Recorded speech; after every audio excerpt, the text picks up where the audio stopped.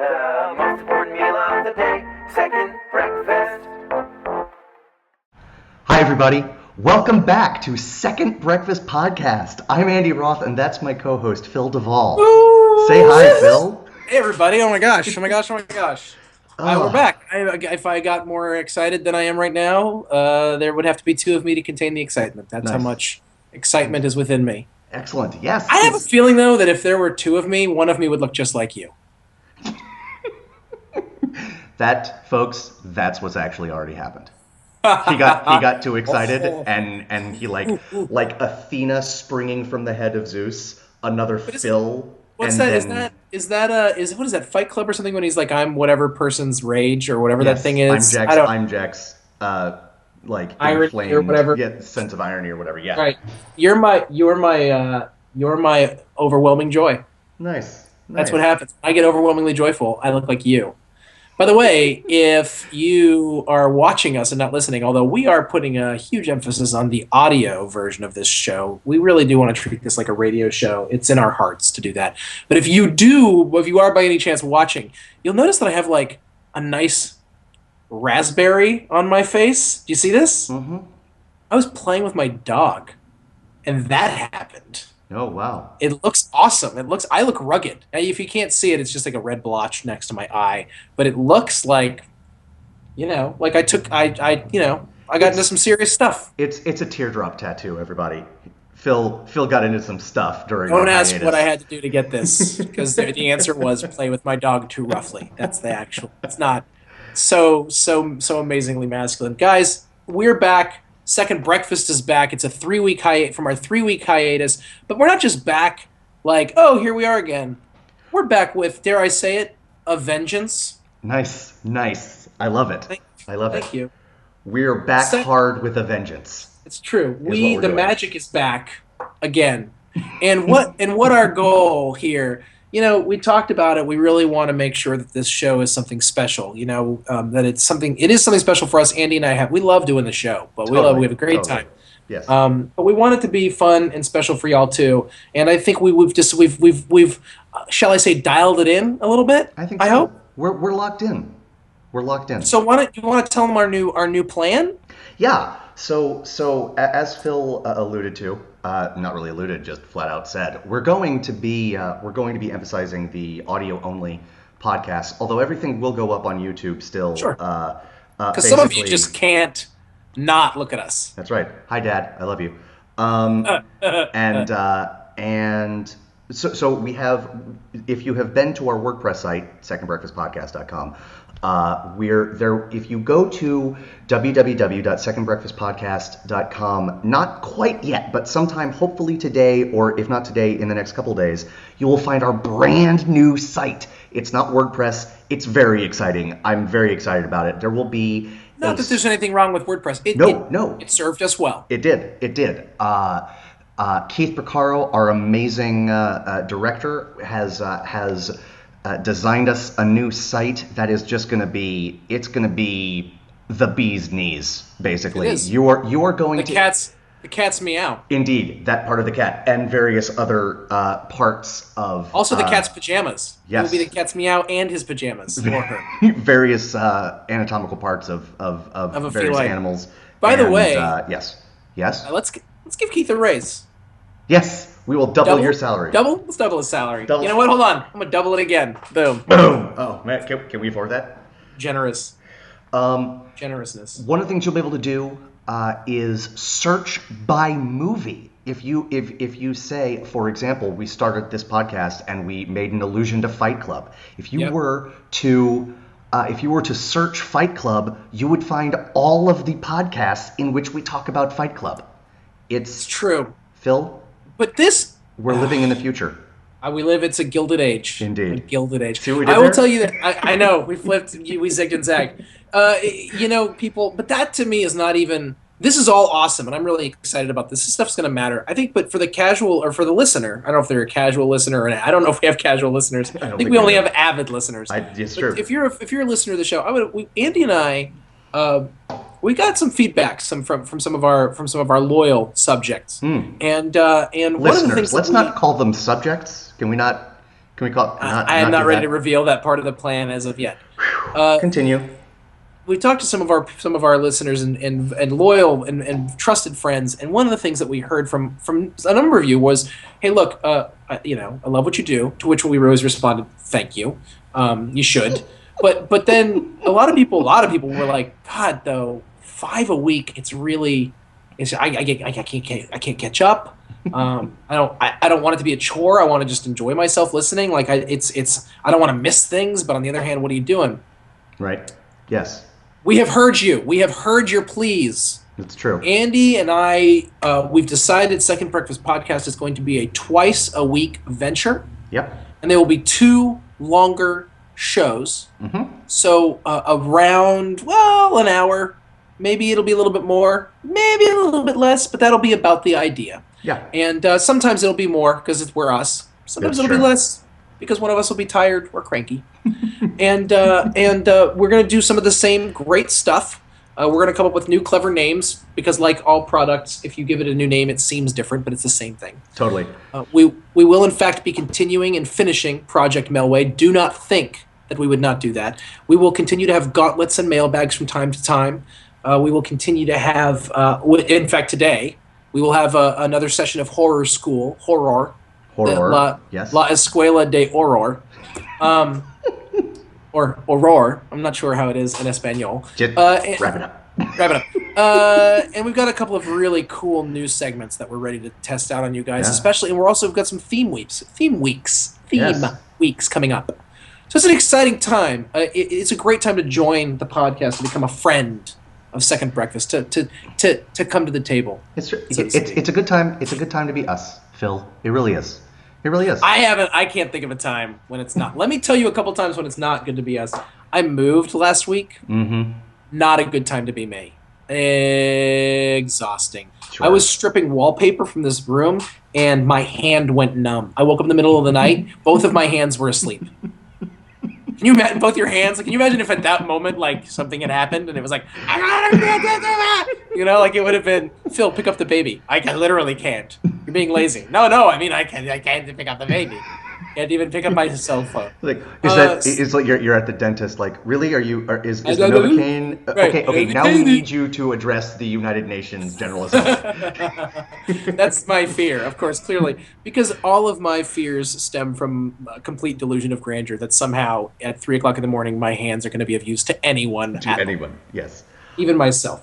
But the reason that this was so hard for me is what we're about to do what we always do on a Monday or at the beginning of the week, which is list the movies we watched last week. Except for me and Andy, we haven't listed the movies that we've watched in 4 weeks. So I'm going to list 4 weeks worth of movies. And what was awesome is for the first couple of weeks, because I was on vacation, I was just like slamming out movies. And then last week I was moving, and I went from like 10 movies in 1 week to 1 movie. And it was a movie I'd seen before. And not it was only just like, okay. You're not the only one of us to have a dry spell. Right around the time we went on hiatus, not exactly, but maybe a week after we went on. No, actually, because the first week we're going to talk about was our last week doing the show.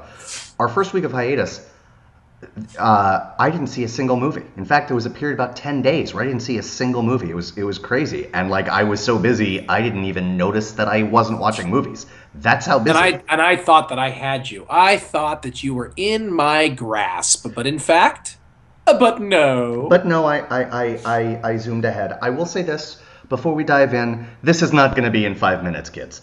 No, we're done with the 5 minutes. We're not kidding ourselves anymore. Sure. We're a new show. But I do want to move swiftly through it because we're just going to list Andy. We're just going to list the movies. Sounds I'm not going to do any. We're not doing reviews of the movies. Indeed. But I want to go back for a second to what you said. Like it not only is it a good time to come to the table for a heaping helping of Second Breakfast, but nice alliteration, Andy. Thank you. Or at least adequate alliteration, Andy. Your alliteration is passable. Congratulations. If you like us on Facebook, first off, I'm guessing that if you're listening to us right now, you've already liked us on Facebook. But probably. Oh, you're going to talk about this thing. Yes. Okay. Every time we hit a new 10 of likes on Facebook, so we're at 232 right now. When we hit 240, Phil is going to reveal an embarrassing or funny story about himself. Yeah. When we hit 250, I will do the same. Because we hit 230, you can already go on our Facebook page and find an embarrassing story about me. So we're just going to alternate going up that way. It's going to be a lot of fun. It's going to be humiliating, at least for me. Phil is apparently impervious, and I'm extraordinarily jealous. No, it's not. It's a lack of shame that I have. It's a problem of. It's a combination of ridiculous hubris, which for many years I thought was hubris. And see, that's the kind of thing that should be embarrassing, but it's not to me. I don't know why. You know how you inherit things from your family? I inherited from my father a complete and utter lack of shame in myself. That's fair. And so, but I've already thought of one that will be I've already got my first one ready to go, it turns out. Love it. You are going to love it. Your first one was from college and involved a girl. Yes. My first one also is from college and also involves a girl. I can't wait. So, folks, I think most of my stories that are embarrassing will involve people of the opposite sex. I don't think I've ever embarrassed myself in front of another boy. I don't think it's ever happened. Right. That's a lie, and some of my stories will reveal that, but it's not much of a lie.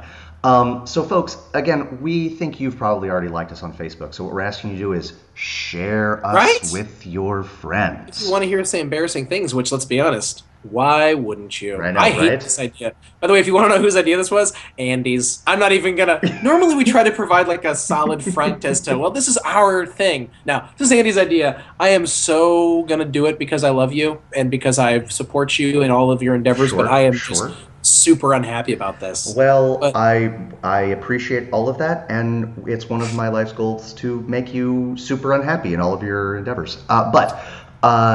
Mission accomplished, friend. I cannot take credit for it because good friend of the podcast, Daniel Carlson, did this for his wife's photography Facebook page. You know what? I'll give him a plug because I love it. Yep. Tracy Carlson Photography. I hope that gives you a bump. She does great pictures. Gorgeous work. Like her on Facebook. Look at her photography. Yes. And I want to. I mean, while we're doing this, before we get on to our movie stuff, which we've only mentioned one movie so far, by the way, Fight Club, and it was Fight Club, which I don't even care about. Right. I just want to say Daniel Carlson's name. He's a writer for an online thing called Pajiba, Pajiba. They do movie and TV and music reviews, and his movie reviews are great. He did an article on why Die Hard is still the greatest action movie of our time. Phenomenal article. He also reviewed a movie, and I completely disagreed with his review, and it was still a well-written review. This is a guy who writes the good kind of reviews. So if you want to read some good movie thinking, not just critique, but thinking, then our friend Daniel Carlson, check out his stuff. Yeah, that's the way to go. Yeah. Good stuff.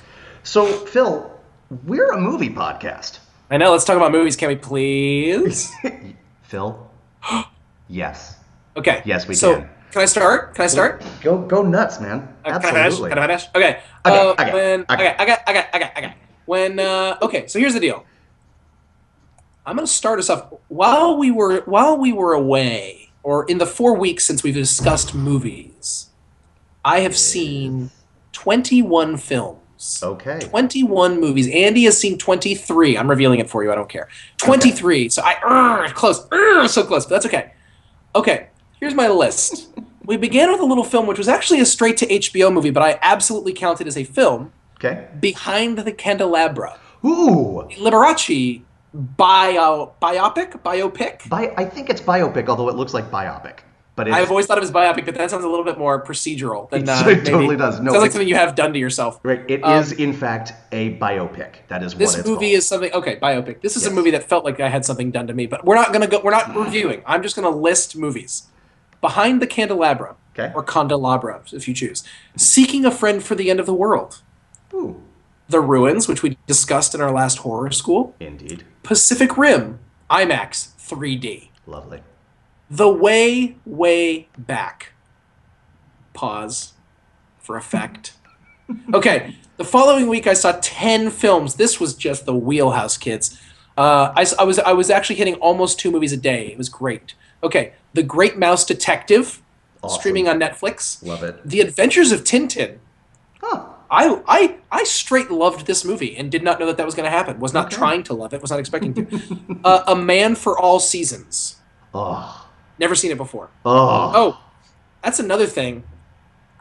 We'll get to that in a little bit. A Man for All Seasons. Wreck-It Ralph, of course. I watch Nice. it like once every 2 weeks. I am going to stop you there. Because another friend of the podcast, Andrew Thurmond, texted me the other day. He said he had not seen Wreck-It Ralph, so he finally saw Wreck-It Ralph. And he goes, Can we just replace the Cars movies in Pixar with Wreck-It Ralph?" And I was like, "Yeah, we can." No, I think let me say something about that, Andrew Thurman. I don't think we can, and I don't want to, and here's why. It's important for us to see Pixar as flawed, and likewise, it's important for us to recognize when the old school Disney still has something to give. Like, I know it's computer animated Disney, but it's still a Disney cartoon, and to recognize Wreck-It Ralph as a Disney cartoon is a good thing. It gives us hope for what Disney can bring us. That's my main thing. I want to think that Disney animation, not just Pixar, but Disney animation, has something to contribute to the game because they were the game for so long. Not only I will not accept that. Not only are you right, but listening to you become pedantic over an offhand comment that I got in a text really makes me feel like we're back doing the podcast. Oh, it reminds me of why we do what we do. Let's be honest. God, I haven't been called pedantic in minutes. Okay, so such a great word. So good. It's seriously though, I have been called pedantic. So it's like one of those words that like people have been like, well, you're very pedantic. And it's like, thank you. Then I go check and make sure my zipper's up. Okay. So after Wreck-It Ralph, Gremlins. Yup. Love it. The 7-Year Itch. Nice. I have never seen that. It isn't very good. But that's okay. We'll talk about that some other time. Right. That's the one with the great Marilyn Monroe. One. Okay. That is the one, and she is everything you think she is in this movie. Again, I am wearing my shot face, maybe the most fetching, just the most fetching person I've ever seen. And they really, considering, that movie was made in 1955. It's very sexual. Sure. Very for 1955. I was shocked, but. Anyways, but that's a whole other story. By the way, the movie is done in monologue, where the guy, you hear his inner monologue the whole time, except instead of narrating, he's actually talking out loud. It's based on a stage play, and you can just totally tell that this was a guy walking around talking to the audience or talking to himself, so to speak, like in, what do you call those things? What do they call those things? Soliloquies? Yes, thank you. Soliloquies. I've been out of school for so long. All right, 7-Year Itch, Shawshank Redemption for the AFI Top 100. Nice. The Heat with Melissa McCarthy and Sandra Bullock. Nice. We're going to have to come back to that at some point. Yeah. The Way Back Again and The Conjuring. That was all in 1 week. Nice. The following week started with, Burr, it's cold in here. There must be some toros in the atmosphere. That's right, ladies and gentlemen, I saw Bring It On. Saw it with some friends of mine who had never seen it. They did not like it. They did not like it one bit. You need new friends. Well, here's the thing. Bring It On is such a guilty pleasure. It doesn't bother me that they didn't like it, about the movie or about them. I was like, you know what? It's fine. Phil, it's okay that it doesn't bother you because it bothers me enough for the both of us. And you even like that movie more than I do, which is not. You love that movie. I also love the movie. I think you love it more. There's things about it that I just and it hit me at just the right time in my life, if that makes any sense. Of course it does. This is not a democracy. It's a cheerocracy. Stop being a cheer-tater. You're being a cheer-tater. It also refers to a girl. She's the poo. Now take a big whiff. Yes. Amazing. There's so many lines in this movie that just... Anyways, yes. Okay. And it introduced me to Gabrielle Union, for which I will ever be grateful. Sure. I then watched a classic, The Fugitive. Nice. And I'll tell you what, man. Well, oh, wow. The Fugitive is as good as you remember. It's actually might be better than you remember. Nice. Okay. Even if you remember it being really good. Sure. Sneakers. Oh. The wife had never seen it. Now she has. Marriage. You're doing it right. Thank you. You know? Then we went out and saw a little movie called Girl Most Likely. Yeah. And then finished off that week while packing, watching Weird Science. Awesome. That movie's plot is, how do you say it, a wafer thin?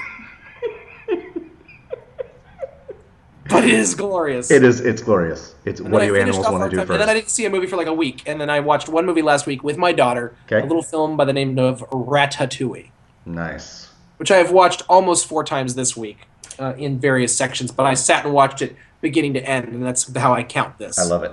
I love it. That was my sabbatical. That was my hiatus film watching. Andy, talk to me. Alrighty. As Phil alluded to, again, I keep using that word wrong. You just flat out said it. I watched 23 movies during our hiatus. I do not think this means what you think it means. I don't think it means what. Sadly, I know it doesn't mean that, and yet I keep using it wrong. Okay, wrongly. So, first movie I watched, movie called The Lie. Okay, this, you really can't get more indie than this movie. Let me put it this way. The biggest name in this movie is the guy who's the lead singer of Scott Pilgrim's band, Mark Webber. Wow. Wow. The second biggest name is Josh Leonard, who's the blonde dude from Blair Witch Project. Wow. I didn't know any of those people ever acted again. Exactly. Yes. Wow. Okay. And it's a great sort of character study. It's not a great movie, but it is worth it. I don't think it's streaming on Netflix. You can get it via disc, but I recommend it. Saw Robot and Frank. Yet another movie. Such good things about this. Yet another good performance by Kevin Spacey as the voice of a robot from along with Moon. Bless you. Frank Langella's great. Susan Sarandon's great. It's just an enjoyable movie to watch. A Late Quartet, which is like a masterclass in acting with Chris Walken, Catherine Keener, and Philip Seymour Hoffman. What? How have I never heard of this movie? It's glorious. It's just a really, really well done show. I watched Zack and Miri Make a Porno. I didn't hate it quite as much as I did the first time I saw it in the theater. Wow. I actually... So question yes, for you. Please. If you hated it the first time, why did you see it again? Because I hated it while loving parts of it. And I was like... That's interesting. You know, I was like... It is really, really difficult. I hesitated to use the word hard in the context of this movie. Sure. It is really difficult to fully dislike anything that Seth Rogen is in. Agreed. It is also very difficult to fully dislike anything that Elizabeth Banks is in. And so when you put the two of them together, their chemistry and their story together, yeah, and it transcends the crappiness of that movie. She is so winning in this movie. She actually creates a real character. Like, I know that there's like poop jokes and sex jokes all over the place in this movie, but like she actually creates a wounded, three-dimensional real character, and it's amazing. I think Elizabeth Banks, you said she's winning in this movie. I just think she's winning in general and not in like the cheesy Charlie Sheen way. I think agreed. She is one of those people that if people paid attention to her, they'd be like, oh, she's someone to pay attention to. Yes. She may never be a big deal, but she's always a big deal to some of us. And I think she's fantastic. Yes, two movies she doesn't get enough of her due in because she doesn't get enough of her due in anything. The Baxter, she is great in The Baxter. Okay. As the fiance who is wrong for our hero. And Role Models. If she weren't so good in Role Models, Paul Rudd's character wouldn't work. And she is, so his character does. Moving on, I want to say one very quickly last thing about her. A movie that I actually think she doesn't get enough credit for because it could be a role that is nothing. Mm-hmm. Seabiscuit. She plays Jeff Bridges. It's Jeff Bridges in Seabiscuit, right? She plays his. Yeah. She plays his wife. She plays the long-suffering wife of this like tragic figure guy, and it really could have been like. It's really not necessarily that important of a role, but she makes it more than just the supportive wife.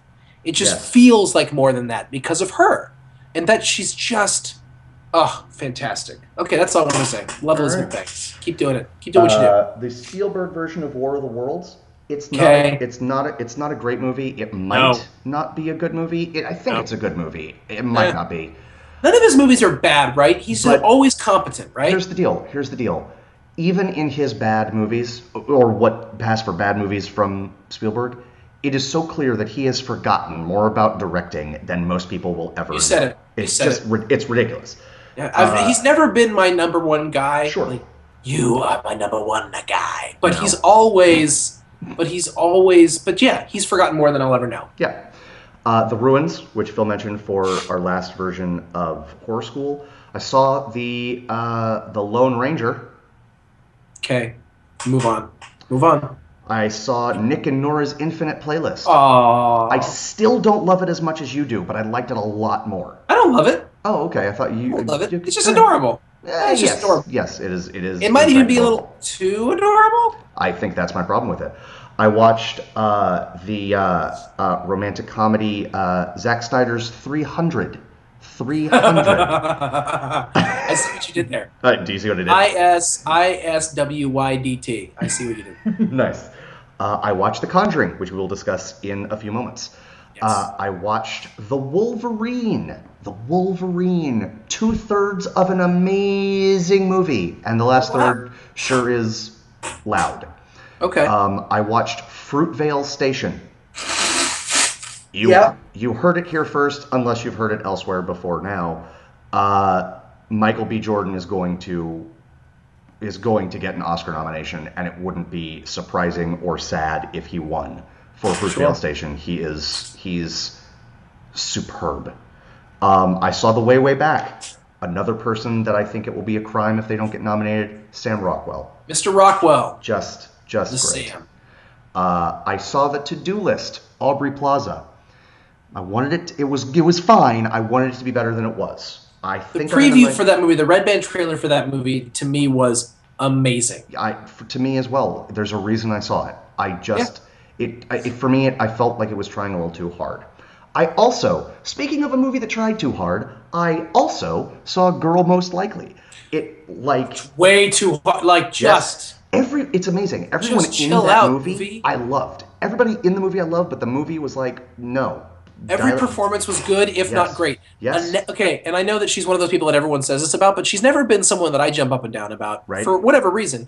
Right. Annette Bening is phenomenal in this movie. Yes, so good. And I'll say it, Oscar-worthy performance in this movie. I concur. I saw Die Hard. I busted out my new Blu-ray. New Blu-ray. I've had it for months, but I haven't watched the movie yet. It's glorious. If you have means, I highly recommend picking one up. And then I saw all 4, or 3+1 of the Bourne movies. Nice. Thank you for saying 3+1. I mean, The Bourne Legacy isn't a great movie. No. But if you take away the Bourne movies, it is honestly, it has. It's a serviceable action film. It's a serviceable action film. It's like Jack Reacher. It's the same idea. It's but just like Tom Cruise, I mean, I know you feel differently. I could watch Tom Cruise in anything. I could watch Jeremy Renner and or Rachel Weisz in anything. Rachel Weisz. She's just. Can I say something? Jeremy Renner. He played Jeffrey Dahmer.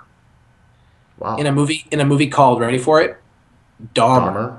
I haven't seen it. I didn't know I have a very strange relationship with the serial killer genre. I don't know what you'd call it, but I watched that movie in the middle of the night back in Virginia, and it was as disturbing as you think it would be. And he was phenomenally good in it. But it was before he was famous, right? I know you're not shocked, but still, he was. Yeah. And then I went online and just started reading about all these different serial killers, and then I didn't sleep for like 3 days, and because I don't like it. I'm not enjoying it at all. But sure. Speaking of serviceable action, so I saw Bourne Identity, Bourne Ultimatum, Bourne Identity, Bourne Supremacy, and Bourne Ultimatum, and then Legacy. What was your favorite? Ultimatum. Which is the third? The third one. The third movie is just spectacular. Yes. All 3 of them are better than I remembered them. Yep. Speaking of serviceable action movies, like Bourne Legacy, I saw Two Guns. Perfectly enjoyable way to spend 2 hours. I saw Pacific Rim again. And I saw, for Project Melway this week, The Singing Detective. Back. Oh, we're back. So that equals 23 movies. And there we go. That's my story. Wow. Yeah, right? It's beautiful. It's Yeah. beautiful. I'm pleased with how many movies in the theater that I saw. Because because I really like going to the movies. Me too. I got for a little bit there. Let's see. I guess I saw 7 movies in the theater in July, Sure. which is nice. And since we've been gone, I saw 6 movies in the theater. That was nice. So I would have liked to have seen more. I'm probably going to go to the movies today, for the record. Let me put it this way. Okay. Until July 25th, going back, okay, July 25th, I saw The Conjuring. Going back through probably somewhere around June 20th or so, I saw one movie in the theaters. Okay. And that movie was The Lone Ranger. So it's really good that I've been getting to the movie theater more. I can't believe you didn't do air quotes when you said the Lone Ranger. It's fair. So that's what we saw. That's what we've seen. Normally, guys, we would tell you what's coming out this week, but since we're changing up the format, you're going to hear about that on Friday because that just makes sense. That's right. Just makes That's sense. right. Yeah. That's right. One big thing, Andy. One big thing. Tell me. God, I have 2 big things, but I'm just going to do one big thing. The Way Back. The Way Back. This is the movie for me for this summer. This is the movie that I have enjoyed more than any movie in the theater since we saw Mud. Now, Mud is a better movie. Mud is just a darn perfect movie. Indeed. But The Way Back was, it's interesting. You talked about Girl Most Likely. These are both small comedies. Mm-hmm. And Girl Most Likely tries too hard. The Way Back is an example of a movie that doesn't try too hard. It just sort of is. Right. And it allows its characters to be what they are, which oftentimes is ugly. Yes. Terrible. Yep. But it feels like it felt, and I want to, this word is so, but it felt so real. Agreed. Even though it was obviously not, it felt so real. Like every character, I was like, I know that person, I know that person, I am that person. You know what I mean? Yes, I do. Steve Carell in this movie. Oh. You mentioned Sam Rockwell, and you should, because Sam Rockwell is amazing, and he is the sort of the comic focal point of the movie. Yes. But Steve Carell's performance is so, and Toni Collette's performance. Yes. It's like there was a whole other movie going on. It's like there was a whole Right. other movie going on there, and then the filmmaker was like, "Now we're going to follow this movie instead." Yeah.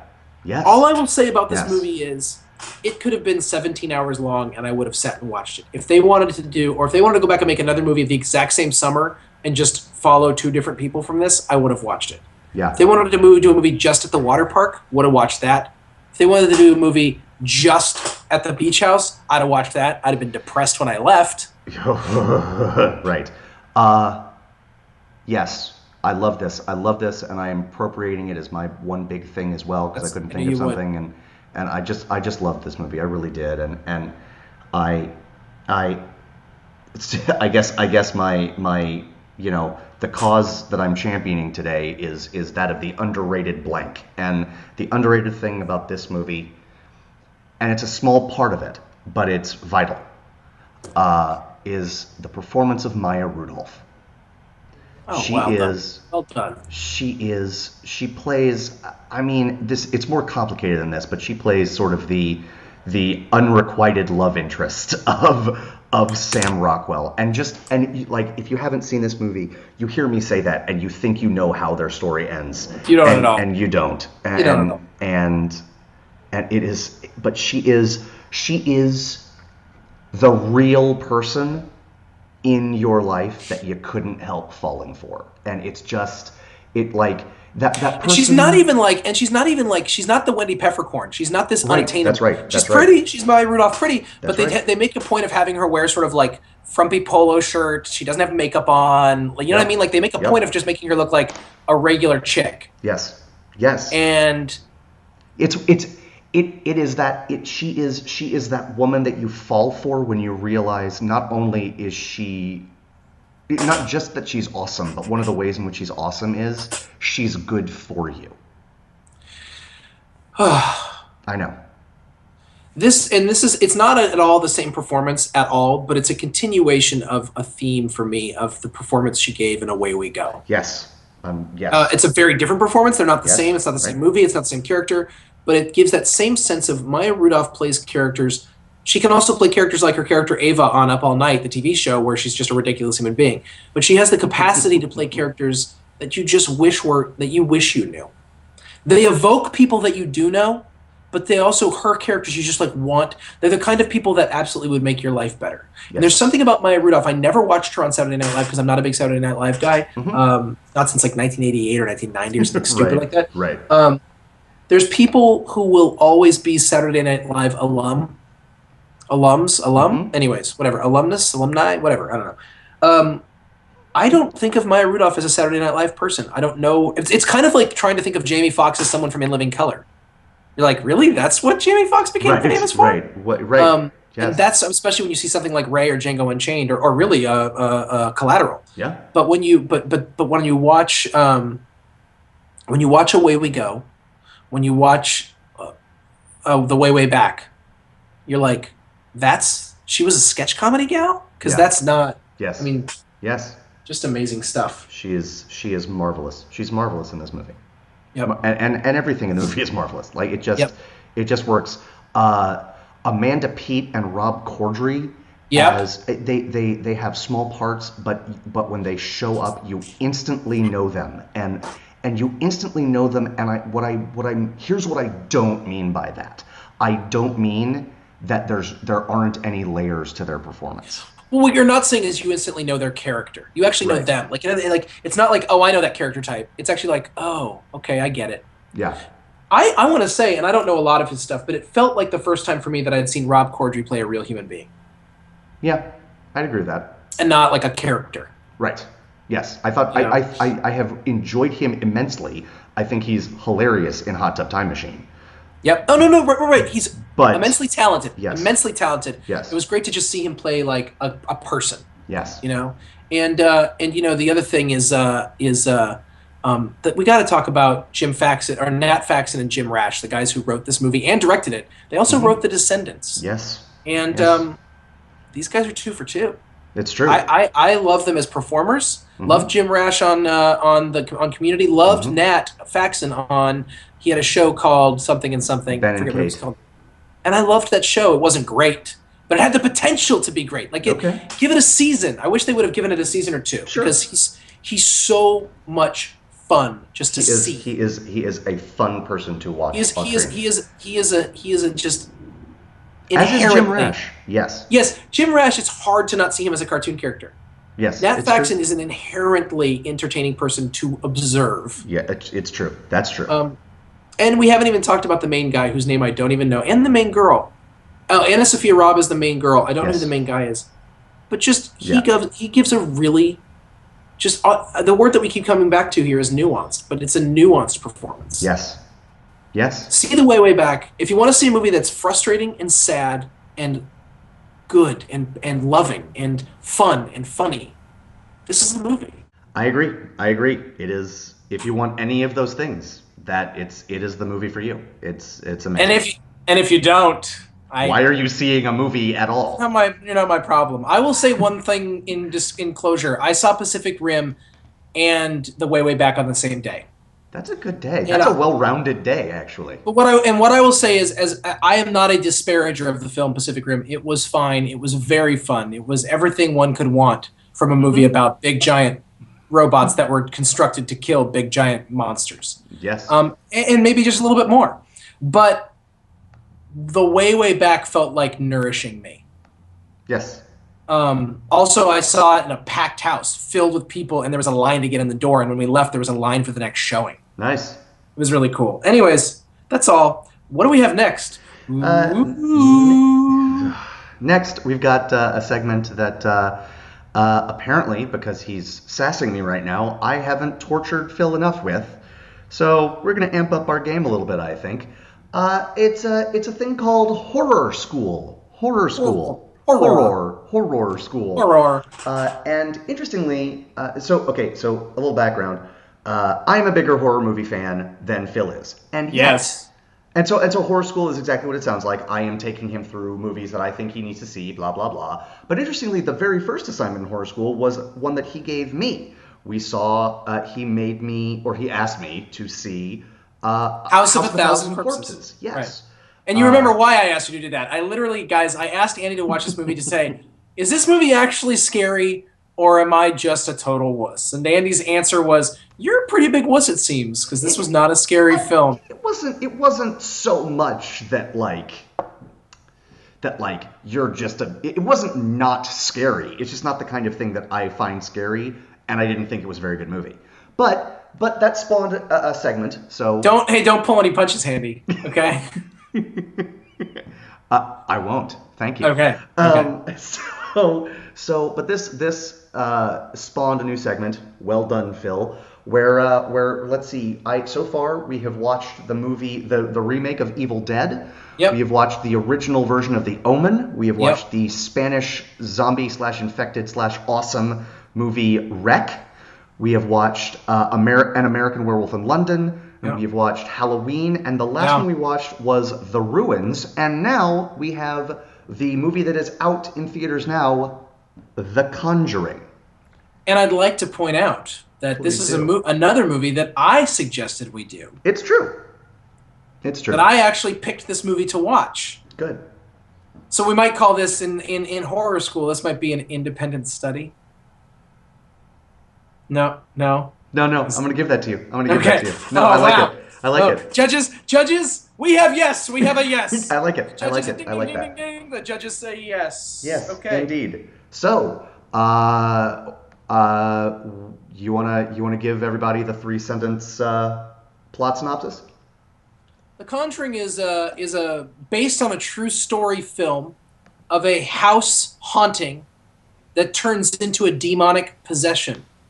So it's both kind of, and it's based on the true story of a family named the Warrens, Mr. and Mrs. Warren, who are real people who exist, she claims to be a clairvoyant and he claims to be a demonologist, has been recognized by the Roman Catholic Church. They were very particularly active, I believe, in the 70s. At least that's what Vera Farmiga's outfit would tell me. And the size of Ron Livingston's sideburns. Indeed. I think those are the things absolutely true. Yes. And this is a particular story about people who move into a house, and the house starts doing crazy things, and then it turns out there's a demon in the house, and that demon tries to possess someone in the family. Yes. And Vera Farmiga and a guy whose name I never knew and can't remember are the Warren. Patrick Wilson. Sure, Patrick Wilson. It's not even again. Well, yeah, that's right, Patrick Wilson. He's really good in this. He is really good. I think he's a good actor. Not someone I am gonna start to agree with you soon if he keeps doing stuff like this. Nice.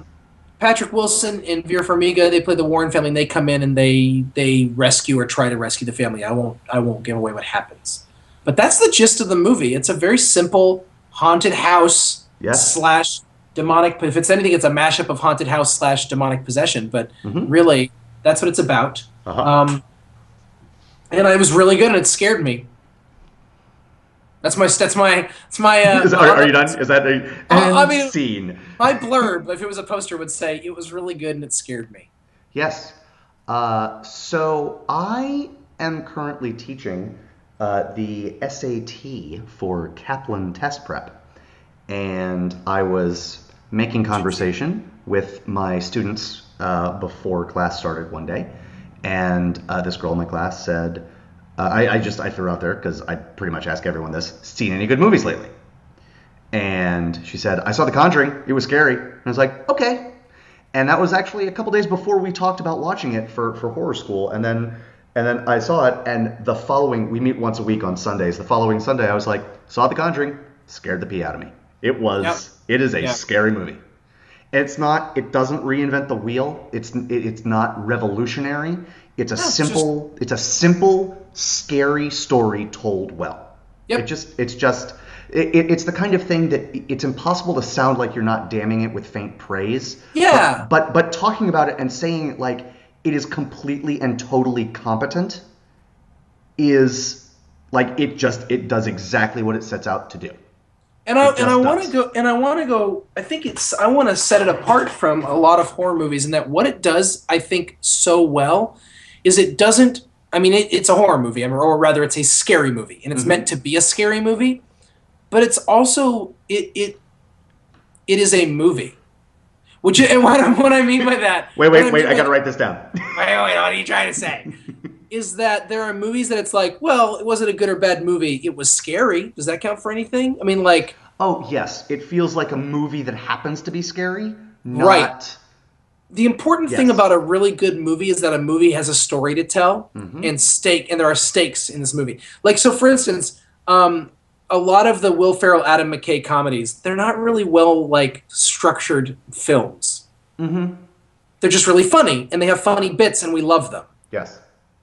But then there are comedies like The Way Back that's structured as a film, and you just happen to laugh a lot and do a lot of other things while you're watching it. Or another example I would give, actually, it's not a great movie, but The Heat is a really funny comedy that tries to work within the bounds of a specific story to tell, where there are stakes, human stakes, and people have feelings, and it fits within some mold of reality.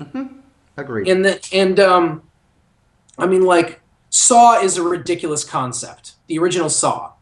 I mean, it's a well-made movie, but it's almost like these guys wake up in this room and no one's there. I mean, it creates a hypothetical for you. What would you do if you were in this situation? Yes. But it's a situation that's so outlandish, you can afford to think of all crazy things that you would do, how brave you would be. But in The Conjuring is, they say based on a true story, and then they just try to tell the story of a family. It just happens to be that the story of the family is terrifying. It happens to be that. Does that make sense? Yes, it does. It happens that the story that they're going to tell you is going to make you leave all the lights on when you go to bed that night. Right. But yes. Right. And it seems to me, and this is coming from the horror genre lover of the two of us, that too often I love everything you just said, because it's like too often I hate you. I hate you. I love the things you said, but I hate you. I'll take that. I can live with that. So often, or more often than with other genres, right? Horror will forget that it's a movie. Right. You know, and it's just like, I want to do one thing. Whereas action movies, a lot of action movies, yes, they just try to have stuff blow up in front of you, and they just try to be exciting. But often you will at least have an attempt to have characters you care about. Not often, unfortunately, and that's why Die Hard is still the greatest action movie of my lifetime. But but there's an attempt, and a lot of times with horror, there's not even an attempt. There just isn't, and it's infuriating. It's just how do we scare you / you know, Gross you or out. even like, Yes. well, here's an example, like the Evil Dead remake. Not a bad movie at all. I actually. I don't know if I wouldn't say I enjoyed it. I almost said I enjoyed it, but that's not true. I saw it. I endured it. In front of my I endured it. I endured Nice. it, and thought that it was well-made, competent film. But you get the sense that these people, their primary purpose in coming to this house in the cabin in the woods is to be killed. Yes. As gruesomely and terrifyingly as possible. Yes. I think if we can dive like actually into the movie, I think because I want to go off of that, I think something that is lovely about this movie is it doesn't actually, many times, whether it's a horror movie or not, there's a lot of time spent setting up the story. Right. And something that I think is lovely is because they have two just consummate professionals playing the husband and wife, Ron Livingston and Lily Taylor. Both of you, where have you been? I love you both. Right? Because they have those two people anchoring those two roles, there isn't a lot of setup time, right? But it feels like you know these people by the time bad things start to happen. The director of this movie, who I read the name and I forgot it immediately, and I know he's done other movies and I don't know any of them or don't remember, he cast this movie perfectly. And the reason I say that is because he cast credible actors and asked them to do credible things. Yes. And so the movie lives within this realm of reality that makes you feel. Now, you know, obviously we need to do the caveat here, or the you know, whatever you want to call it, the preemptive statement about me here, which is that I believe in things like demonic possession and spirits and the devil and things like that. I'm not a fan of them. I don't. I'm against them. If I were to vote, if this world were a real democracy, I'd vote against them. But I believe in this stuff. Yes, that's what's stopping this world from being a real democracy. No, but I'm saying. Oh no, but I'm just. It's just one of those things. If I actually had a vote. If you had a ballot. If it was a democracy and not a literal theocracy, the world is literally a theocracy. And it's not like a specific religion runs the world. It's that there's God. But sure. if I had my druthers, these things wouldn't happen. But they happen, or I think they happen. And so to see a movie that just straightforward shows these things, and it straightforward shows them as, oh yeah, no, what is that? Oh, it was a demonic possession. Like not like. Well, some would say it wasn't. Right. There's it's just this is a movie where this is what happened. Right. Here's the evidence of it. We had it, and there is often a time period or a portion of a movie when in this subgenre where they don't know what it is. Then there is evidence that it's a demonic possession, and people are like, no, it's not. And so there's another portion where it's like, okay, I have to prove it to you. In this one, there's a portion where they don't know what's happening, but once they figure it out, it's like, okay, it's demonic possession. What do we do? Right. And not only that, then the way we're presented to that is we're introduced to the Warren family, and immediately as we're introduced to them, Lily Taylor's character shows up and is like, you need to see whatever's going on at this house. Like, you don't see whatever it took to get her to that place. Which I find a really interesting decision. She just gets to the place of being scared enough that she needs to talk to these people and convinced that something otherworldly is going on. I also like the fact that there is one skeptic in the movie, but there's only one, and he's like a minor character. It's the cop. Yeah. But like, even as they are trying to prove whether or not this thing is in fact a demonic event, so to speak, or supernatural event, it's all being proven by people that generally have credentials to look at this stuff. Yes. Yes. Right? And these are the ways that we look at this stuff, you know? Are you ready for the director? His name is James Wan, who has also directed Saw. I thought so. Fascinating. I thought he did. It is fascinating. And he's directing the next Fast and Furious movie, which is fascinating to me. Means I will be seeing his next movie.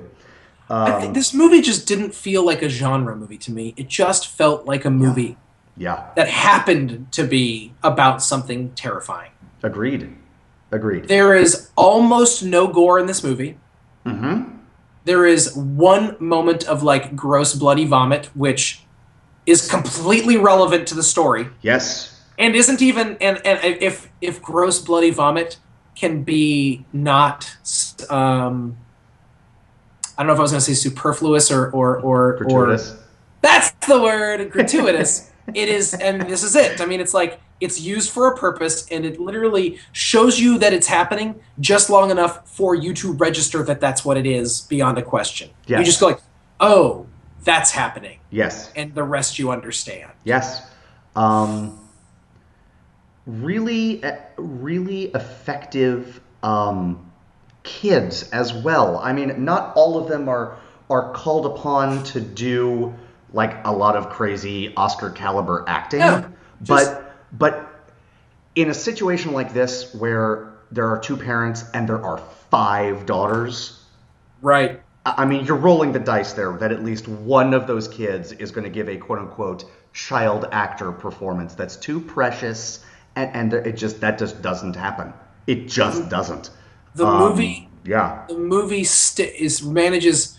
Yeah, every performance is credible, including all the kids. Lily Taylor is so good, and you know, and Ron Livingston as like the I'm a father and I'm a man and a father and that means a certain thing. That's sort of like old school, which I think was leaving in the 70s, right? Like I mean, the last of a dying breed. Well, kinda. I mean, my dad wasn't like that. You know, I mean, he wouldn't have been so stoic. He would have been like, what the H? How do I help my kid? Right. And Ron Livingston gets there, right? It's not, you never get the sense he doesn't care about his kids. That's not what I mean. But in terms of like the outward, like he's like, I don't know, you know. And I think it's telling that one of his biggest one of his, I won't say biggest, but one of his most important scenes in terms of his relationship with the Warrens is when Ed Warren is working on his car. Right. Right? It's just like, okay. I'm going to say something really revolutionary, okay? Like I'm not sure that you've thought about it in this way. And this is the kind of thing that I think that horror school is for, all right? Okay. What The Conjuring does, and what too few, not only horror movies, but movies in general, but we're talking about horror movies, so what too few horror movies do, they take a story that is scary, and it gets directed well, and acted well. Wait for it. Wait for it. Okay, there's more. And that makes for a good movie. What? I love this. I know. I love this idea. I know. love what you're saying. I agree with you. I love because here's the thing, and I read something just today. I was reading an article. There's a little thing that I love. It's not 100% dissimilar to some of the things we like to do. There's a on Grantland. There is which is a website that some of you may know and some of you may not. But Grantland is a good pop culture website. That there's a thing called Trailers of the Week, and two people watch trailers together, and then they just type back and forth about them. Yeah. And it's very similar to the kind of thing that I think Andy and I like to do. But someone was talking about the movie. They watched the preview to the movie Insidious Chapter 2. Now, I never saw the first Insidious. Have you seen it? I haven't, but I keep hearing it's good, and I might try to watch it and then see Insidious Chapter 2. Sure. Same director and also starring Patrick Wilson. And they're talking about Oh, okay. Wow, I didn't realize that. And they're talking about that. They're talking about that, and it says this one person, Emily Yoshida, is a writer for them. She's talking about how these movies, a movie like Insidious, might actually be a well-made horror movie. Might actually be. But she said, I still always feel embarrassed for name actors who have to run around and pant and scream for 2 hours before collecting their paychecks, especially when they're as good as Rose Byrne.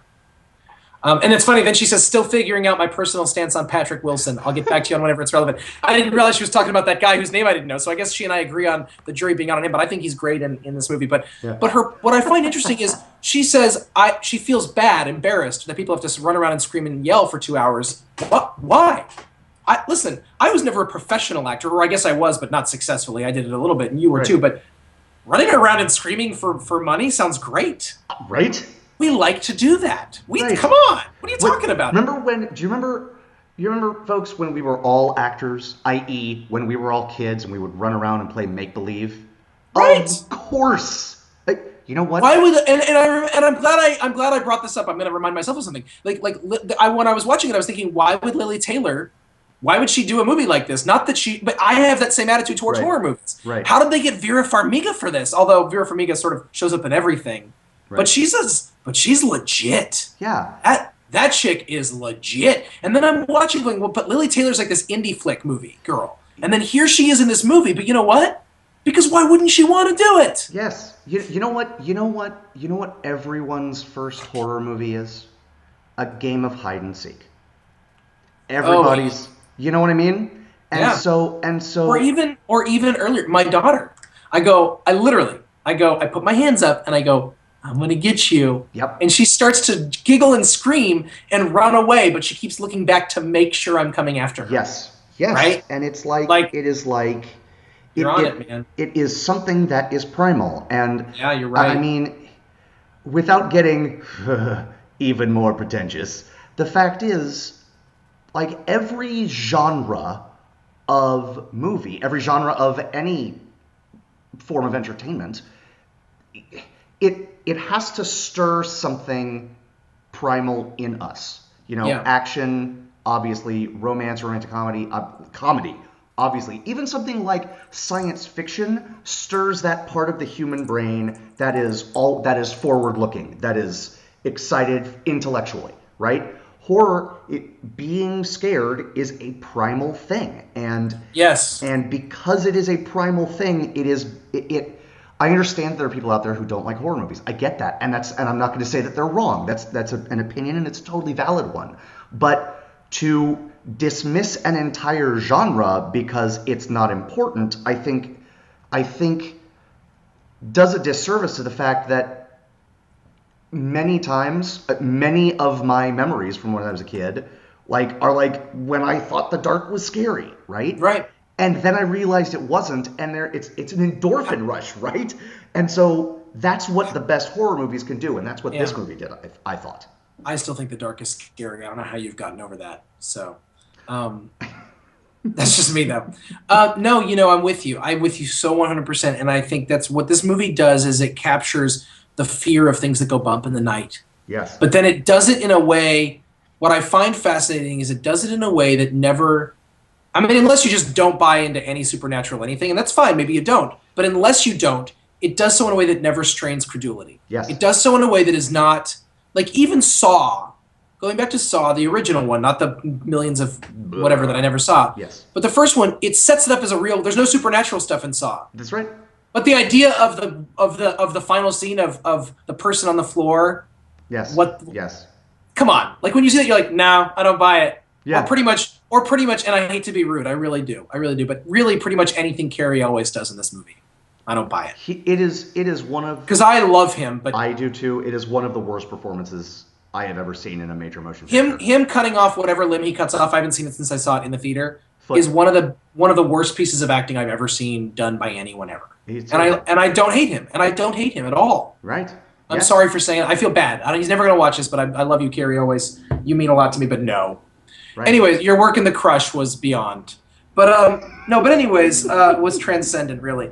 But this movie manages to live in this world, portray this world. And the last thing, I tried to find the quote, I can't find it, but the last quote of the movie is like a line that's actually said by, in the real life, whatever Mr. Warren, whatever his name is, about like, God is real, and demons are real, and everyone has to pick a side. And it's like, that's the last frame of the movie, is this like, and it's this way of being like, even if it's just, I know it's just a movie, but on the other hand, like as someone, again, who believes in supernatural stuff, the idea that someone just made a movie and at the end was like, oh, by the way, we're not, it made me feel like they were saying, yes, it's just a movie, but it's not just a movie. Like, we don't mean it just for cheap exploitation. Maybe I'm just a sucker, and that's totally fine. I don't. Well. At the very worst, you're not just a sucker. Okay, thank you. I think, and even I'm coming at it from a, shall we say, slightly different level of religious background.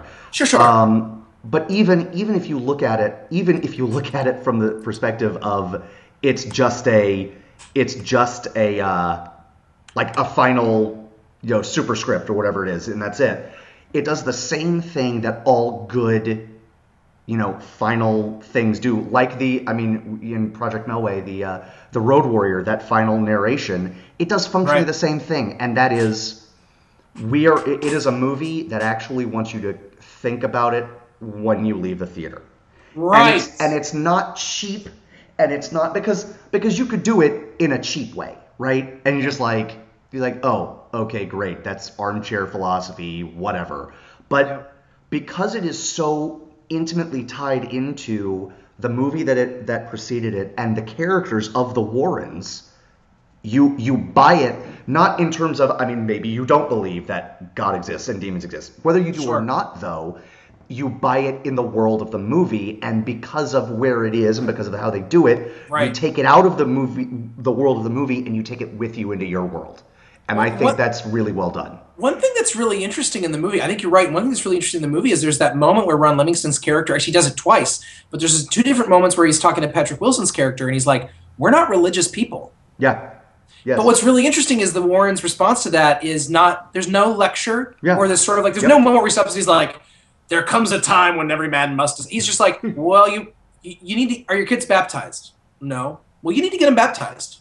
Yeah. And then he's like, well, we're not really churchy people. He's like, okay, but I would do that if I were you. And then that's all. That's it. There's no lecture. Right. But that's an interesting decision, right? Because there's no lecture about it or moment of grandstanding. It's just, he's like, look, so these are demons, and demons don't like God and Jesus, and so jump on this boat because it's going to protect you. Well, And that's pretty much it. What I thought was great about it was it didn't seem like I want to save your kids' souls like years from now when they die. It was like I'm trying to keep them alive in the next week. Well, and you know what I love about that? Thank you for saying that, because what I love about that speaks more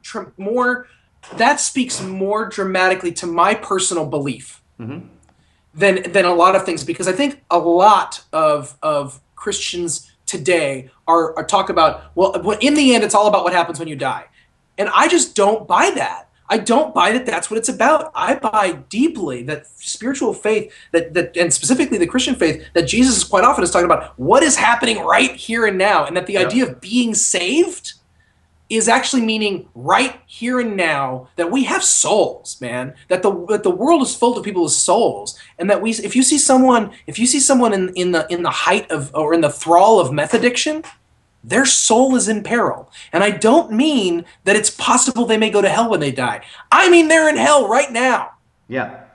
Yeah. So the idea of like saving someone right now, and what's interesting about I want to that, make sure you go to the right place later. That's right. I want to pull you up right now. There is never a sense in the movie, and I really appreciate that as someone who is not religious and not Christian. Right. There's never a sense in the movie that they're talking about the afterlife. It is like, this is a family, and we are going to save this family, not for eternity. We're going to save it so that it can continue being a family. And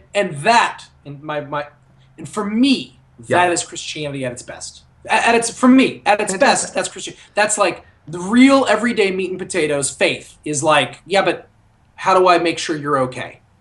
Like you said, like, you need to get your kids baptized. Well, we're not really sure what we believe. Yeah, but I don't want them to be possessed by demons and be killed tomorrow. Right? Can you decide what you want them to believe after they don't get possessed by demons? Let's do the ritual thing. I don't know how you feel about it is less important. There's one of my favorite writers is a guy named Joe Queenan, and he says he's talking to baby boomers, and he's talking about baby boomers who are like, well, I'm not sure if I believe in God. He's like, okay, but be that as it may, God believes in you, and he's not impressed. Nice. But it's the whole, like, how you feel about it is secondary. That's really right. The Conjuring, good movie. I want to wrap up because, you know what? Second breakfast people are busy people. And this is horror school, and you have another assignment. And it is a double assignment, which we can we could talk about this offline. Is this the one you gave me before and I didn't do? Yes, we're gonna so we can either tackle it together, like both of them at the same time, or separately, and we'll discuss that. But there are two movies that are excellent, both from the director George Romero. Okay. One is Dawn of the Dead, the middle of his original Living Dead trilogy, and the other is The Crazies, which is one of the best infected movies I've ever seen. You have seen the original Dawn of the Dead and the remake of The Crazies. Is that correct? Okay. That is correct. What I want you to do is see the other of both of them. The remake of Dawn of the Dead from 2005, I think, Zack Snyder, the movie that kind of put him on the map.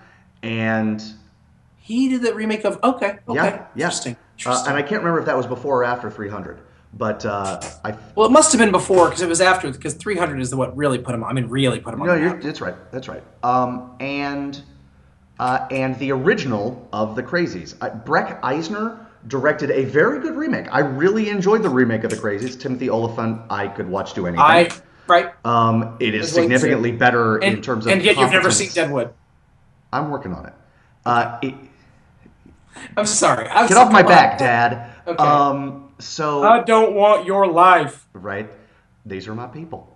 So Timothy Olyphant's great. It is a better acted movie. I might venture to say, even though I love George Romero, the remake is a better directed movie. Okay. However, the story of the first one and the places it goes, I have said this to you. I said this on the last time we talked about it, but I'm going to say it again. It might have the single darkest ending of any movie I can think of. Yeah. So, and it's not spelled out, it's just implied, but it is truly, and I mean this in every sense of the word, wicked. Yeah. Well, so We are going to discuss either as a quadrilateral or in pairs the original and remake Dawn of the Dead and the original and remake of The Crazies. So Right. that's your next assignment. On For the time being, Horror School class is dismissed, and this is the end of your first foray into the New Look Second Breakfast podcast. We hope you've enjoyed it. We loved it. Did you love it? Yes, I did. Good. You better love it. We're gonna have words, tough guy. I do? Yes. I mean, I do, but I do. There you go. Good. Fantastic. There's no problem. Why are you making a problem where there's no problem? I'll make a problem for you, tough guy. Yeah. That's right. So, and with that, I am Andy Roth, and the gentleman on the other end is Phil Duvall. We are Second Breakfast. We'll see you again real soon. Bye-bye. Bye. The most important meal of the day, second breakfast.